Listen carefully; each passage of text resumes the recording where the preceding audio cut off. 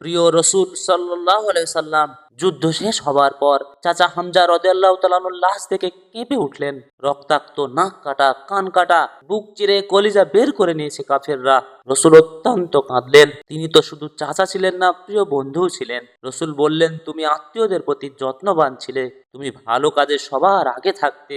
তোমার শাহাদতে যে কষ্ট আমি পেয়েছি, এমন কষ্ট হয়তো আর পাবো না। তোমার শাহাদতে আমার মনে যে ক্ষোভ সৃষ্টি করেছে, এমন ক্ষোভ আর কোনোদিন সৃষ্টি হবে না। চাচা হামজা রাদিয়াল্লাহু তাআলা আনহুকে উদ্দেশ্য করে বললেন, এই তো জিবরিল আলাইহিস সালাম এসে আমাকে বলে গেল, 7 আসমানে তোমার নাম লেখা হয়ে গেছে। তুমি আসাদুল্লাহ, আল্লাহর সিংহ, আল্লাহ এবং আল্লাহ রসুলের সিংহ। সুবহানাল্লাহ।